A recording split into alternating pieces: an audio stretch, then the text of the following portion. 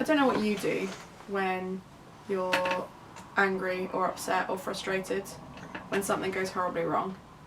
I like to wash my hair, make a cup of tea, pretend it didn't happen and start again. So that's what I'm going to do.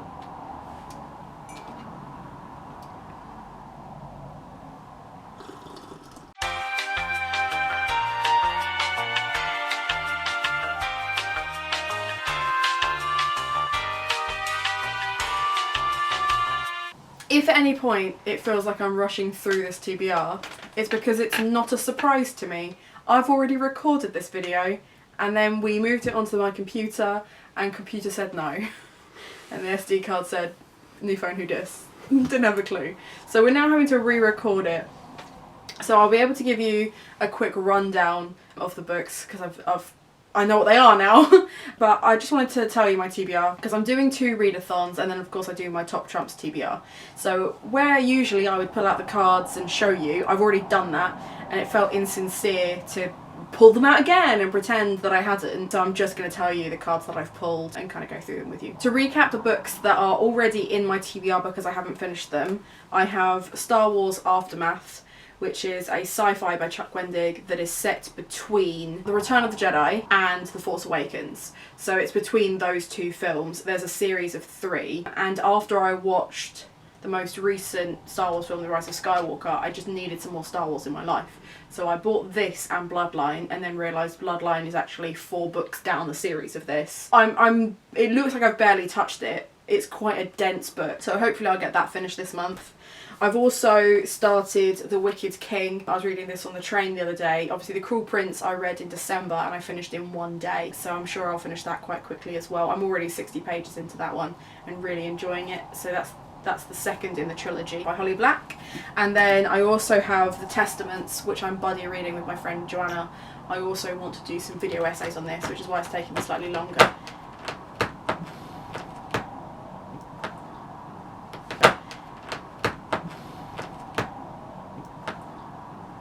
Why are you being a dick? I don't have time for these shenanigans. I wanted to watch... No, don't claw me!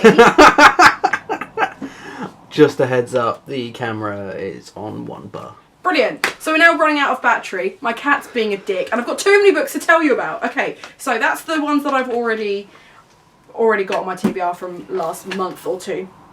I'm also doing Yumi's Demonathon, which is from the 14th to the 28th of Feb. There are loads of different prompts to do with different demons. It looks fantastic. I'm not doing the giveaway one because you had to read a specific book for each prompt. And I'm also not going to overly explain the prompts to you. I will, however, link to her video below because it's incredible to get involved. So for that one, I will be reading, I need to double check the name of it. I'm reading Historical Smut is what I'm reading. How to Disgrace a Lady. So that's by Bronwyn Scott. It will be lots of bodice ripping and snark and tight trousers and shit like that. I read Bronwyn Scott a few years ago and was just like, this is just trash, and then found that I'd read 2 books. So clearly it's my kind of trash. So I'm quite excited. I've used that one for 3 of the prompts. I'm also reading Jonathan Van Ness's Over the Top for the inspirational prompt. That will probably be my library pick of the month because I don't own it yet. But my sister-in-law's read it and she said it was really great, so that was the inspiring one. I've gone for Wise Children for one of the prompts. I thought it was a collection of short stories, but it's not. It's actually a novella written by Angela Carter about twins. It's meant to be magical realism and weird and contemporary, and it's out of my comfort zone, but I bought it when I went on my independent book tour, so it seemed to hit a couple of the prompts there as well. And I'm also reading Saga Volume 1. This is my brother's. He's read the first couple of chapters, I've read the first couple of chapters, and I don't know why neither of us have finished it, but I wanted, because it was only a 2-week readathon, and I already had books from my Top Trumps TBR to read, and another readathon that's a 24-hour readathon. I knew he was going to do it! I knew he was going to cry! Shall I hold you instead of the book? Would that make you happier? Yes, okay. So I wanted to get graphic novel in there because I thought then at least I'll finish 1, which is what I did for the last readathon, is I set myself 3 books, I read half of 1, I read a whole one, and then I DNF'd the last one because I was just like, I'm not here for it. That's for the Demonathon. And then you're not even purring, you're just, I don't understand you. I know you're enjoying it.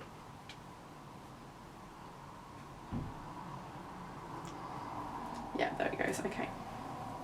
I'll start that again.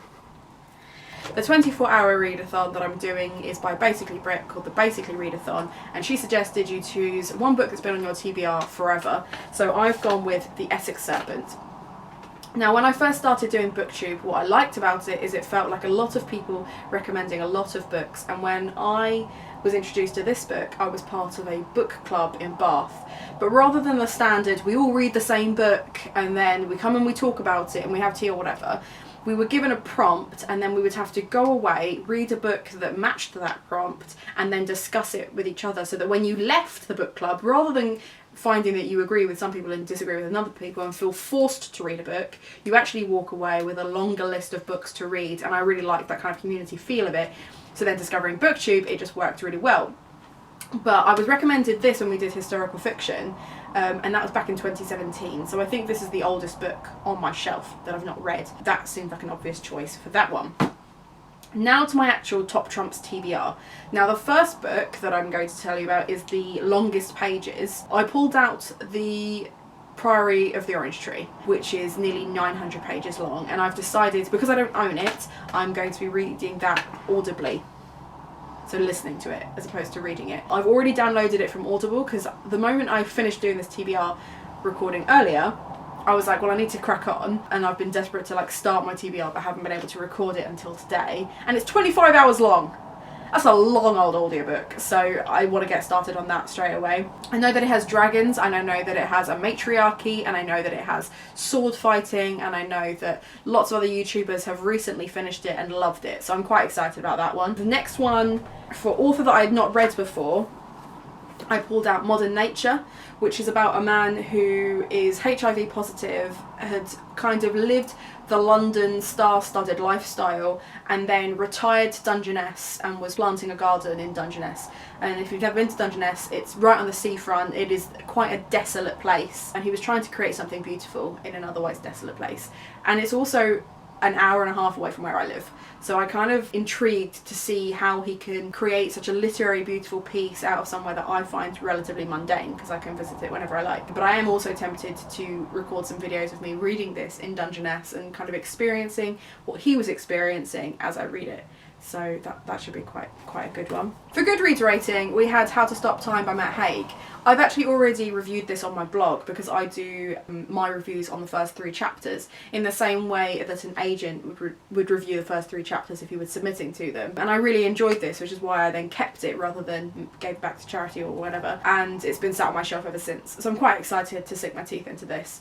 This is about a man who has lived forever and will continue to live forever because he ages so much slower than everyone else is. And then he falls in love, and he's got to decide how he's going to deal with that. And I know it's going to be sad because it's Matt Haig, but I also really enjoy Matt Haig's style of writing, so that should be quite a good one to read. And then the last one is this mahoosive one, Spinning Silver. Now, this is my beautiful signed edition hardback, and unsurprisingly this one won the cover art rating. So again, I really enjoy Naomi Novik. I've got several of her other books on my shelf. Retelling of Rumpelstiltskin, where she turns, in this she does, he turns straw into gold. But you've also got the additional layers of female friendships and rivalry and things like that. And I just really enjoy Naomi's style of writing. What I liked about Uprooted was it felt like you were being really slowly drawn into the woods, which ironically is exactly what the woods were doing to you. So it'd be quite interesting to see how she reimagines some other mythology. That's my TBR. Like I said, I knew I was going to rush through this because it's been one of those kind of days, but hopefully it won't corrupt this time and you can actually enjoy this video. If it does corrupt again, fuck it. Have a nice day.